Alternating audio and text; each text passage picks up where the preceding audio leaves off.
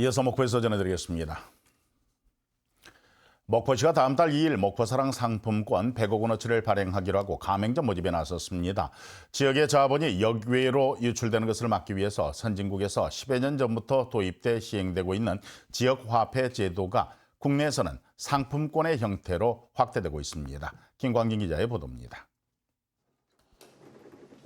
목포시가 다음 달 2일 발행 예정인 목포사랑 상품권입니다. 발행 규모는 100억 원으로 현재 이를 유통시킬 가맹점을 모집 중입니다. 전통시장에서 사용해온 온누리 상품권과 비슷하지만 모든 가맹점에서 사용할 수 있다는 점에서 다릅니다. 그건 전혀 안 된다고는 할 수 없어요. 왜 그러냐면 명절 때도 보면 상품권으로 많이 갖고 가셔요. 그래서 저희는 괜찮아, 도움 돼요. 대형 마트 등에서 신용카드 결제 시 돈이 카드 회사가 있는 서울 등 외부로 유출되지만 지역 상품권을 사용하면 그 액수만큼 지역의 돈이 더 머물러 지역 경제의 선순환에 도움을 줍니다. 이 때문에 독일이나 영국, 미국 등에서는 10여 년 전부터 지역 화폐를 도입해 쓰고 있습니다. 문제는 상품권 거래가 가능한 가맹점 확보 방안. 목포시의 경우 가입 가능한 중소상점들은 11,000여 개인데 현재 가입한 점포가 30% 수준에 그쳐 자칫 시민 불편으로 이어질 수도 있기 때문입니다. 가장 중요한 게 지금 가맹점 수에 달려 있습니다. 시민 여러분들이 상품권을 들고 이렇게 집 밖에 나서면 우리 일상생활 속에서 이렇게 쉽게 접촉하는 그 모든 업종이 다 이렇게 가맹이 돼 주셔야 쓰시는데 불편함이 없고 또 자주 쓰시게 되시기 때문에요. 실제 경기 침체를 겪던 군산시는 1년 전 지역사랑 상품권을 도입해 8,400여 개의 점포가 가입했고 가맹점 매출액이 전년 대비 1,400억 원이나 증가하기도 했습니다. 목포시는 지역 상품권 효과를 높이기 위해 평상시에는 액면가의 6%, 명절에는 10%가량 할인 판매할 계획입니다. 전남도도 올해 지역사랑 상품권을 11개 시군에서 22개 시군으로 확대하고 농어민 공익수당도 상품권 지급을 추진키로 해 상품권이 지역 경제 활력의 버팀목이 될지 주목됩니다. KBS 뉴스 김광진입니다. 오늘 오후 3시 반쯤 해남군 송지면 송오리 해수욕장에서 나주의 한 중학교 2학년 학생들이 탄 고무보트 14척이 표류됐습니다. 이 사고로 인명피해는 없었으며 고무보트에 타고 있던 학생 141명이 해경에 의해서 전원 구조됐습니다.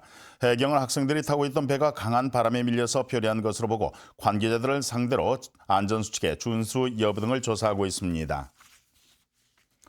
앞서 서울에서 전해드렸습니다. 목포 부동산 투기 의혹으로 기소가 된 무소속 손혜원 의원이 오늘 열린 첫 재판에서 혐의를 전면 부인했습니다. 손혜원 의원은 2017년 목포시장과 실무자들이 전달한 도시 재생사업 관련 자료는 보안 자료가 아님을 명백히 밝힐 것이라고 말했습니다. 손 의원 측 변호인도 조카 명의의 부동산과 관련해서 손 의원은 자녀가 없어 조카들에 대한 지원을 아끼지 않았다며 금액으로 보더라도 실명법을 위반할 정도의 사안은 아니라고 밝혔습니다. 전남 지역 열선학교의 친일 잔재가 광범위하게 남아있는 것으로 확인이 됐습니다.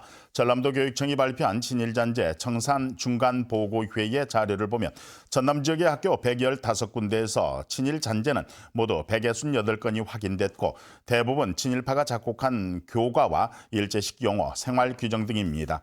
도교육청은 이 같은 보고회를 오는 29일 발표를 한 뒤 지역 교육계와 지역민들과 공유할 계획입니다.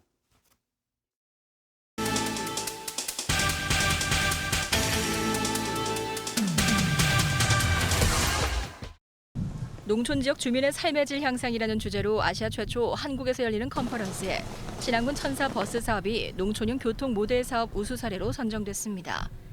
신안군 천사 버스는 수요 응답형 농촌형 교통 모델로 운행 노선과 운행 시간 등을 미리 정하지 않고 손님의 요청으로 탄력적으로 운영해 승객을 운송하는 대중교통 시스템입니다.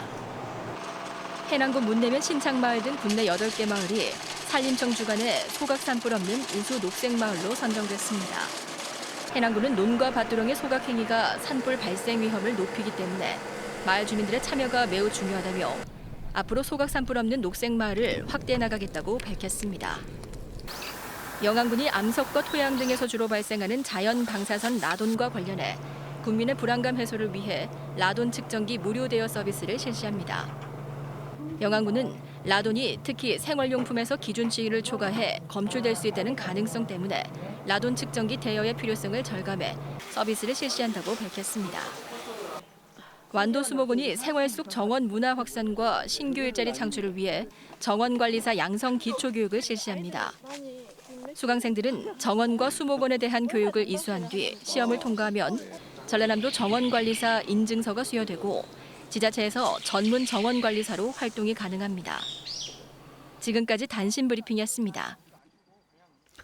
노태우 전 대통령의 아들 재헌 씨가 5.18 민주묘지를 찾아서 5월 영령들에게 사죄했습니다. 국립 5.18 민주묘지관리소는 지난 23일 오전 노재헌 씨가 5.18 묘역을 찾아 방명록에 진심으로 희생자와 유족분들께 사죄드리며 5.18 민주운동의 정신을 가슴 깊이 새기겠습니다라고 적고 1시간가량 참배했다고 밝혔습니다. 토병 중인 노태우 씨는 외부 활동 없이 서울 연희동 자택에 머물고 있는 것으로 알려졌습니다. 오늘 오전 5시 반쯤 해남군 문내면 63살의 김모 씨 소유의 단독주택에서 불이 나서 1시간 20분 만에 꺼졌습니다. 이 불로 집안에 있던 김 씨 등 2명이 연기를 흡입해서 병원으로 옮겨져서 치료를 받고 있으며 주택과 창고 등 80여 제곱미터가 모두 탔습니다. 소방당국은 창고에 있던 고추 건조기가 과열이 되면서 불이 난 것으로 보고 정확한 화재 원인을 조사하고 있습니다. 정의당이 선거법 개정안과 공수처 설치 등이 무산될 위기에 처했다면서 민주당의 결단을 촉구하고 나섰습니다.